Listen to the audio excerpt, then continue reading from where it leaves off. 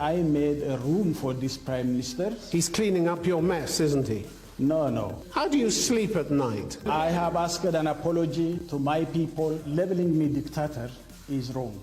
Ethiopia has come a long way in a short time. There's a new peace deal with Eritrea and a new Prime Minister apparently determined to bring accountability for the human rights abuses of the past.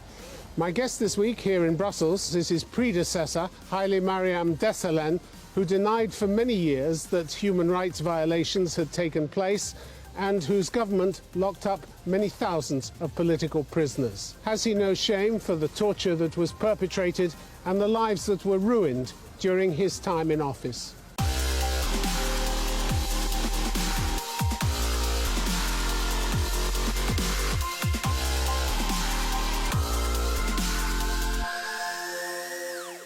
Hailemariam Desalegn, welcome to Conflict Zone. Thank you so much. Thank you for having me. Ethiopia has a new Prime Minister now, Abiy Ahmed, who took over after you resigned last year. He's now received a Nobel Peace Prize, basically for undoing many of the evils of your government and doing what you couldn't do within 100 days. Don't you feel something of a failure when you look at what he's done? Not at all, because I have done my share to bring this change to happen. And Prime Minister Abiy has not come from a blue moon. It has come from the party which I was residing. Yeah, but he's begun correcting the massive human rights abuses which were a prominent feature of your time in office. It is my party which started the reform process, and we said the process should be a deep renewal to the country, basically, but also to the party itself. So I think that is a process which yielded Prime Minister Abiy as Prime Minister. So he continued with the process, the reform agenda that my party and his party. Well, the Nobel Committee cited his achievements as lifting the country's state of emergency, granting amnesty to thousands of political prisoners. For years, you always denied there were any. Scrapping media censorship, legalizing outlawed opposition groups, dismissing military and civilian leaders suspected of corruption. All the things that you failed to do when you were in office. By the way, do you know that 95% of the prisoners been released during my office time? Before I left office and before I resigned.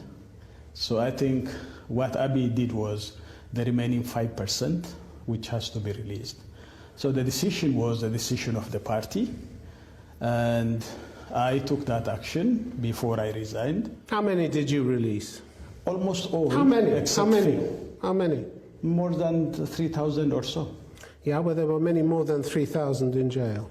Yeah, but it's only young people who recently been arrested, been released, but the main political figures which has been arrested, been released during my term before I resigned. In May this year, the Attorney General filed criminal charges against your former intelligence chief, Getachew Assefa, alleging human rights abuses and corruption. He's gone missing now. Do you know where he went? I don't know. I am not in office now. I have no information. 20 other people were charged with him. He had served until June 2018. He had served you as Prime Minister, who were denying that any human rights abuses were being committed. I think you lack information. You lack evidence. It is my government and my party who admitted that there has been a human rights abuse. You never admitted. You sat year after year in interviews saying, nobody's being mistreated, we have no political prisoners. One after the other, you gave interviews sitting smiling across at the interviewers saying, no, everything's fine here, everybody's fine. You have to understand the way how our party operates. No, I'm understanding the way you operate, which was you lied your head off. Let me finish first. If that's the case, then you know that we have historical issues that we have to understand. That in the first place, this is a party far left. And you know, as Deutsche Welle, when there is a communist mentality and when there is a Marxist mentality, there is a centralism where you don't utter a word after your party decides on issues, even though you have differences as a minority. What are you saying? You just toe the line, whatever it is, because you're too cowardly to say anything about what's really going on? Is that your excuse? That's also misplacing.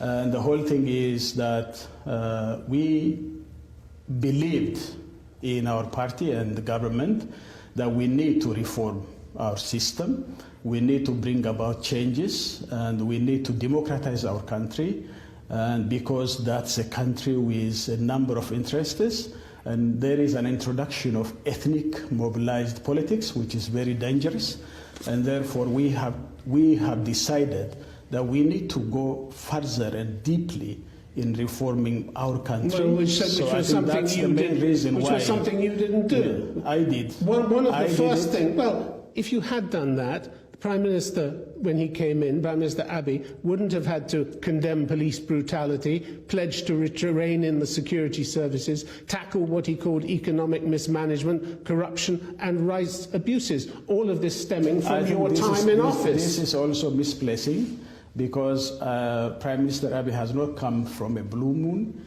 He has been. Doesn't matter where he came from. He was there with us. He's cleaning up your mess, isn't he? No, it's not. He's not cleaning up his messes. He's cleaning up your mess. He's cleaning up the mess you left behind. No, I think this is also misplacing, and I always say that, correctly, this is our party's admission of our collective mistake, and then we has put in place properly. He's done the things that you failed to do. By November last year, dozens of intelligence officers and high-level officials had been arrested, including people from the military-run Metals and Engineering Corporation, METEC, on charges of corruption and human rights abuses. You never put those charges to these people. That is the study which I introduced. No, you didn't. He finished. You didn't. I did it. November last year, you weren't in office. I did it. You don't have any evidence. I did it. I launched the studies, and in completion of that studies, then action has been taken. The Attorney General said 63 people had been arrested that month, November last year, 27 for corruption, 36 on charges of human rights violation. That included the former head of METEC, Kinfe Dagnew, a brigadier general, over whom you did nothing. You did nothing about these people. I made that study. You lack evidence. I launched the study. I assigned a group of people who studied it. It's not about a study. It's charging people with human rights. No, you didn't charge them, and you didn't point to the corruption. You charge people after you study. After concrete evidence. You have a criminal investigation, and yes, you didn't. That investigation has been launched by my time. Local media said huge sums of money were missing from this company, METEC. Where did it go? Let the court decide on it. As Prime Minister, you were supposed to look after the public purse. I did. The military was supposed to follow your orders, and you seem to have failed spectacularly to make them do that. Don't you feel any remorse at the crimes you allowed to take place while you were Prime Minister? No, I think I have resigned because I was not able to change dramatically whatever has to come. You were too weak. I say ineffectual. Actually, I have my own strengths and I have my own weaknesses. And you have to not to look into only the weaknesses, but you have to also see the strengths this country has gone. And you know that my country has been visited during my tenure by 6 of the 7 G7 leaders, and they all announced that this country has been working very hard, a double-digit growth, and economic achievements, where we have extricated our people out of poverty. The only country which has achieved 7 out of the 8 MDGs and awarded by the United Nations by my time. So I think you have to see all those positive things we have achieved. Last November, Mr. Hailemariam, the Attorney General, Berhanu Tsigaye, said investigators had uncovered serious abuses by security services at secret prisons in the capital and elsewhere. Do you know what your security officers were doing in those secret prisons? I don't know those things. Why didn't you know? Did you ever ask?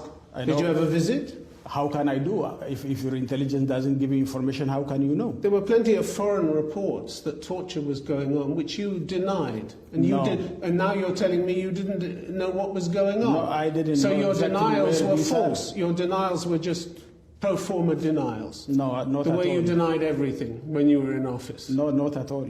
You did. You sat there denying everything.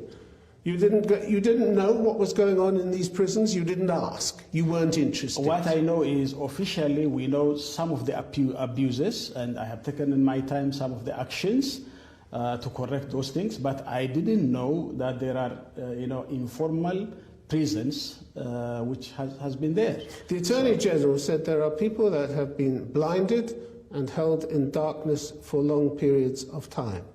Others have been left infertile because of blows to their genitals. There are some that had limbs broken. Women have been subjected to gang rape, and men have been sodomized. All this happened under your rule. So I ask you, aren't you ashamed that this was going on under your rule? No, I am ashamed. You're not ashamed. I am ashamed that this happened, but I didn't know those things, and if I knew those things, I would have corrected them. Because this is a very secret things happened. Well, it didn't take long for this Prime Minister to find out what was going on. So obviously he was looking in the right place, and you did nothing. You didn't want to look, did you? I made a room for this Prime Minister to act. I struggled very hard to bring him to power, and I did everything I can. You lost control. That's why you gave up. You lost control, and the party lost faith in you. That's why you gave up. No, I think you can say that. But you were struggling to control unrest in the country, but you were failing to do that as well. I did it myself. I did it intentionally because I wanted to see that this change should come. So I think this is genuinely what has happened, and I did my best in paving a way for this to happen. So I think that has to be clearly recorded, and I did it. I think it'd be clearly regarded when women in your prisons during your term in office were being subjected to gang rape and men to sodomization. Now that you know this, even if you say you didn't know it at the time, where's your apology to the victims? I think I have already apologized when I resigned, because that's the system which was operating under me. Have you met the victims and apologized personally to them? If there is a need be, I will. You haven't done so, have you? I haven't get those chance, and I will. We have a reconciliation and Truth and Reconciliation Commission established, and that process is going on. How do you sleep at night, knowing that this was going on in your torture centres, carried out by your officials while you were Prime Minister? How do you sleep at night? If I knew, then I say to you that I was there to correct everything in my disposal if I knew it, but I didn't know that. You're said to be a religious man from a family of Pentecostals. Is that right? That's true.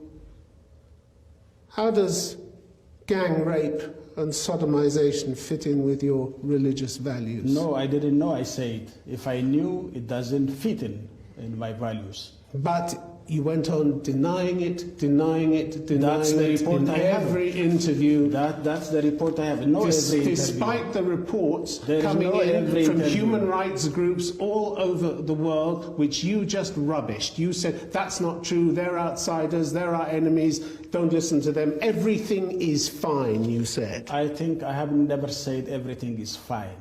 You said there was no mistreatment. You said there was no mistreatment going on. There is a problem, but I was saying that my report is that it's not to the extent what has been said. That's what I said. But in any case, I have a report which I was giving to the public, which was the case. Let's take another detention center, Jijiga Central Prison, otherwise known as Jail Ogaden, a regional detention center in the east of the country, administered in part by your special police. It was closed in August last year. Do you know what was going on there as well? No, I don't know. Why not? You knew the prison existed. You had no curiosity. You had no curiosity, Mr. Hailemariam. You didn't want to know what was going on in your jails, did you? No, it's not the case. You know, the regional governments have their own rights. And I think the whole thing is I did my my work according to the reports I get from my intelligence and from my sources, and therefore that's what was the case. People reported, there were many of the former prisoners who said they saw people dying in their cells after being tortured by officials in this Ogaden jail, as it was called. What should happen to the officials who carried out this torture? I mean, what should happen to them? They are imprisoned. That's it? Yeah. Just prison sentences? And what should happen to you for turning a blind eye to it? That depends on this legal system of the country. You know, I resigned simply because to take all the responsibilities. But what is extraordinary is that with all the abuses that were carried out while you were Prime Minister, you accepted from the new Prime Minister the nation's highest award for service without even blushing, without any embarrassment whatsoever. Now that you know what was going on while you were Prime Minister, why don't you give back that award? Why should I? Because I have a number of positive things I have done. Because you failed to take control. No, this is one part of it, and that's it's a huge part. It's a huge torture. Is a huge part. I work within my country. That doesn't explain. That's not the only thing. You know, I have done many good things. There are issues in the system which are a failure, which I initiated to reform and deepen that reform, because I understood that the age of, before my resignation, I understood that there are something going wrong. Therefore, I initiated this reform, and then I have released 95% of those. You were in office for 6 years, and this new Prime Minister has come in and done more for human rights than you did in all the time you were there. It is because I paved the way for him. Really? The US State Department in 2016 published a catalogue of the human rights abuses taking place under your rule, which of course you denied, but they're now known to be true. Arbitrary killings, disappearances, torture, harsh and life-threatening prison conditions, detention without charge. You can enumerate whatever you want, but It's what they said. Yeah. But how can you say that you didn't know what was going on when all these reports were out there pointing to what was going on? Yes, whenever I knew that there are things going wrong, I initiated the reform, and a serious reform and deep reform, and that's the result where the Prime Minister has come into power. You said when you resigned that you wanted to be part of the solution in Ethiopia. How can you be part of the solution when you were so much part of the problem? You know, I become part of the solution because there is a problem. Which you created. You created the atmosphere, the permissive atmosphere in which your security officials believed they could torture, that it was all right to torture, go on torturing, disappearing people, extrajudicial execution. That's not there. You created the atmosphere in which that was possible. I didn't create the atmosphere. So what qualifies our legal you? and the constitutional system has been established, then anyone who's involved within it could be accounted for. But I didn't create this conducive environment for them. It is a deep system which I was not able to look into because of my background and because of my, I am an outsider coming into the deep system, so I couldn't see that. When Mr. Abiy came into power, he couldn't wait to condemn the legacy of your government and draw a line under your time in office, could he? April last year, he said that government, your government, had sanctioned torture of its prisoners and said it had been guilty of state terrorism. He said in Parliament, does the Constitution say anyone who was sentenced by a court can be tortured, put in a dark room? That's true. It doesn't. That's true. That government was his as well, not only mine. You were the Prime Minister. I was the Prime Minister, but he was there also. The buck stopped with you. We collectively decided to reform, inclling himself. The ultimate responsibility lay Had with it not you. With you. Yeah, with you. It is. It is. Why do you try and get out of it? Why do you try and get out of it? That's why I initiated the reform. That's why I initiated the, 1 year taken reform. You initiated reform. You blocked every attempt by the United Nations Special Rapporteur, It should the come UN from us. Human. It should come from us. Every attempt. It should come. You know, So all the reforms should come from us. And the only reason you blocked them from investigating was because you didn't want them to find out what was going on. I did, and I initiated the reform before my resignation a year ago.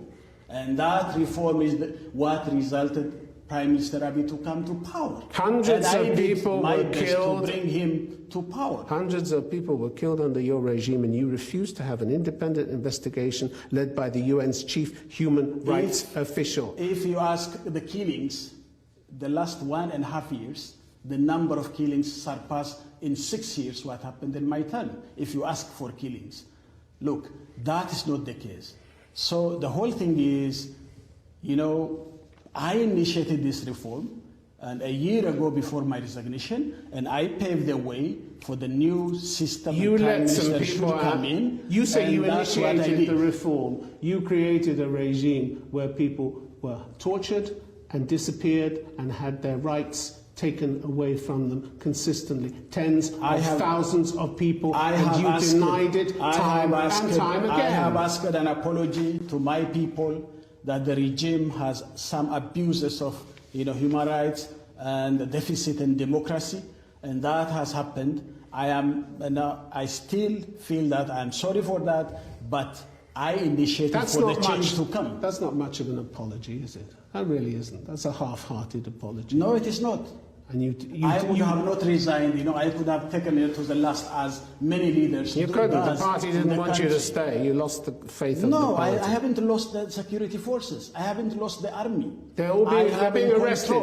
They're being arrested. They should have been investigated under your time, and they weren't. If I want to continue as dictators, I could have used everything up to the last of my breath. So you the always whole thing is dictatorship. You always claimed democracy took time. You always said this is a fleggling democracy. It takes time. Exactly. This is what every dictator says when they don't want to give up power. You yourself in Europe, you passed through a number of civil wars before you came to the democracy. This is what every dictator says. It's not time. The people aren't ready. You can't hurry these things. It is not one-day show. Even Europe, United States, everywhere in the Western countries, your democracy has taken time. And it has not come in one shot, in one day, in 1 week, in 1 year. It has taken years to mature.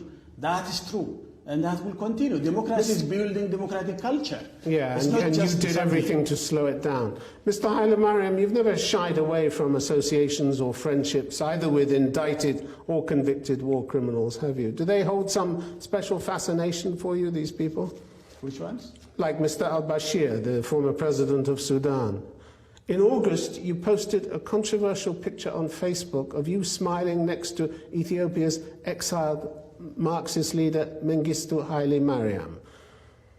And then you took it down when there was a huge outcry because this man, of course, was found guilty in absentia of genocide. By the way, I met him incidentally when I was there in Zimbabwe. He was in the president's office when I was there in the president's office. Then I met him and I talked to him. So that's what happened. In any case... And you posted a comment saying, I wish to see more former heads of government and state in my country contributing their parts in different capacity after peaceful transition of political power. No, that was not me. It is the officers there who did it, and I say this is wrong. So you don't want Mr. Mengistu, with his conviction for genocide, to play a part in the new Ethiopia? I think if we go through Truth and Reconciliation Commission, and if he's also given chance to, to apologize, and then anything what the Truth and Reconciliation Commission brings into it, I think that the country needs reconciliation. I have a deep belief that we need reconciliation. What matters is what's not the past, even the future is worrisome. The past matters. Genocide isn't something you just flick away and pretend it didn't happen. To my country. Explain to me, please, how a conviction for one of the most serious crimes on the planet would qualify Mr. Mengistu to contribute to the well-being of your country. How would a man with a qualification like that? I think it depends on how the A reconciliation conviction process for goes. genocide. A genocide, one of the most serious Even crimes the you can apartheid commit. in South Africa has reconciled. Apartheid Okay. isn't genocide, Mr. Hailemariam. Yeah, for you, It's not but genocide. for Africans it is more than genocide. Where is your Truth and Reconciliation Commission? It has been established, and we'll see the result.